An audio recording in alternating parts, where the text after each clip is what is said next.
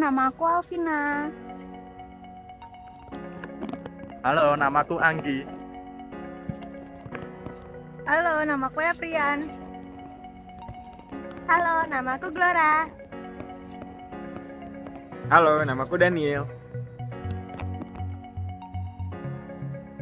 Kami dari kelompok 6 dalam tugas manajemen Big Data ingin memberikan kalian informasi mengenai pemanfaatan Big Data dalam konteks Green Campus. Studi kasus Green Campus UNS. Yuk ikuti kami. Tapi sebelum itu, kalian tahu nggak sih apa itu Green Campus? Oke, jadi Green Campus sendiri adalah kampus yang peduli dan berbudaya lingkungan, serta telah melakukan pengelolaan lingkungan secara sistematis dan berkesinambungan. Selanjutnya adalah contoh penerapan Green Campus di UNS yang dapat dibedakan menjadi 4. Yang pertama adalah Green Rose, yang dapat dilakukan seperti penyediaan ruang terbuka hijau seperti taman. Kemudian yang kedua adalah melakukan penghiasan terhadap tempat sampah atau pot yang akan ditanami dengan tanaman. Kemudian mengalokasikan dana untuk perawatan tanaman. Dan juga melakukan penanaman pohon di setiap fakultas atau setiap wilayah di kampus.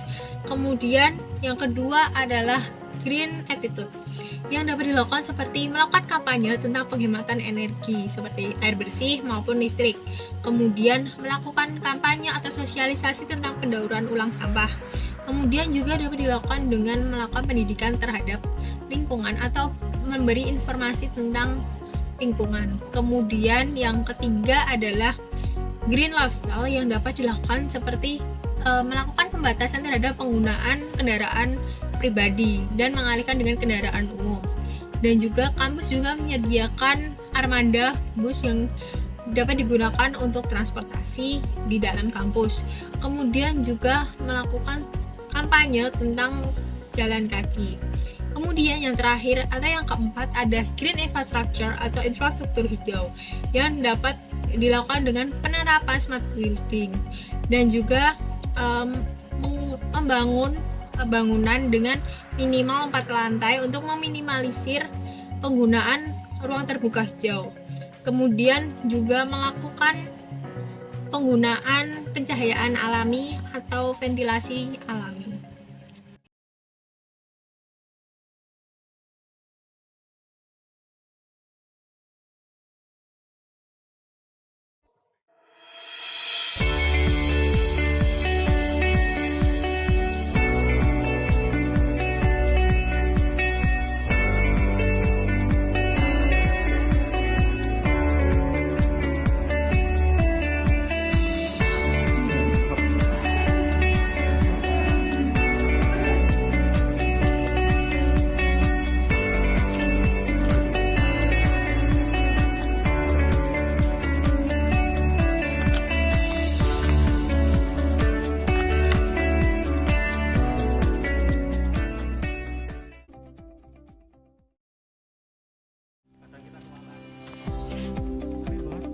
Laboratorium Peternakan Jatiku merupakan laboratorium Fakultas Pertanian yang merawat dan meneliti berbagai hewan ternak.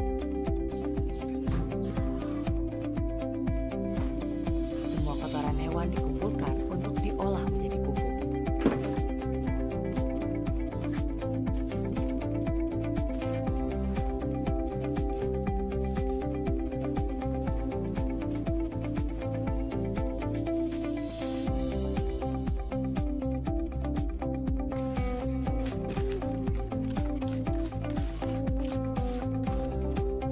Kemudian ditambahkan stardek dan dolomit yang telah dihomogenkan.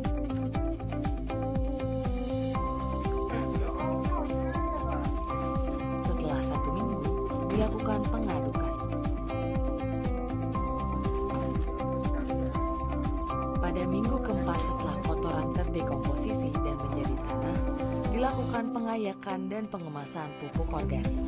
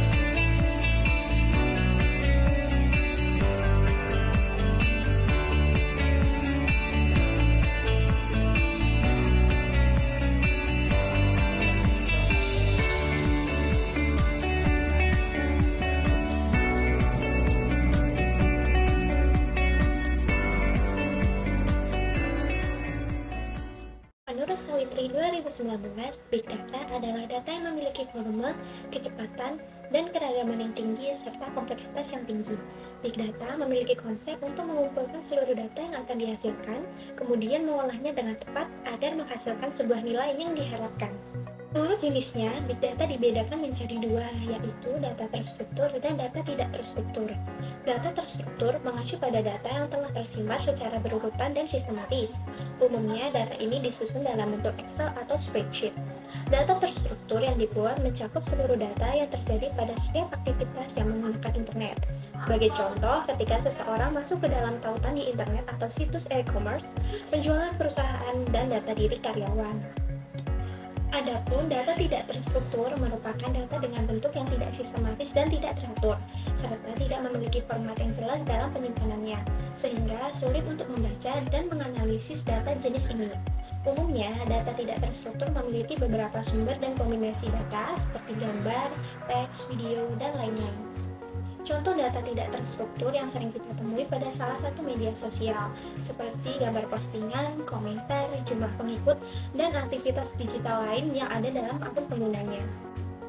Kemajuan teknologi dan IoT atau Internet of Things menjadikan kita hampir setiap saat dapat merasakan manfaat Big Data di berbagai bidang. Beberapa manfaat tersebut antara lain Big Data dapat mencegah adanya manipulasi data, meningkatkan efisiensi operasional, dan membantu kita dalam berinovasi serta mendapatkan insight-insight baru.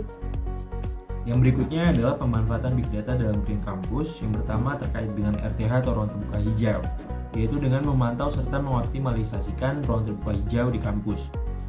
Yang berikutnya terkait dengan energi alternatif. Penggunaan energi alternatif seperti energi dari tenaga surya dengan cara memonitor tegangan dan arus menggunakan sebuah sistem data.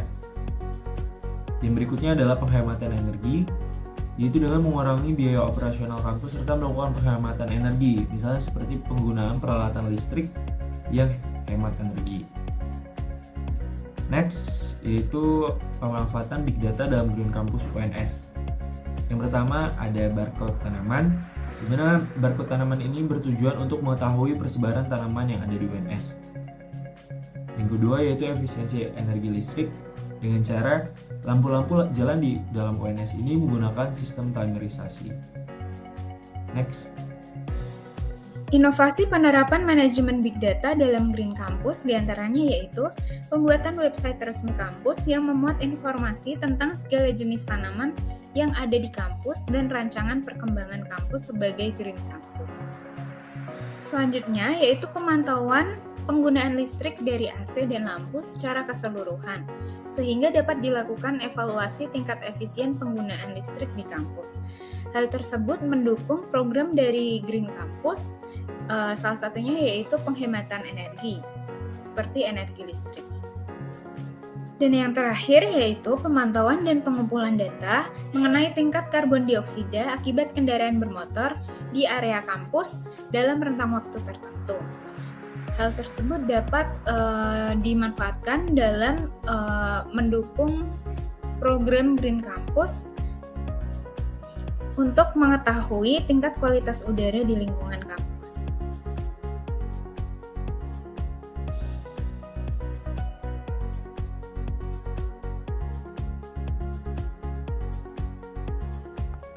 Gimana nih teman-teman pembahasan kita kali ini?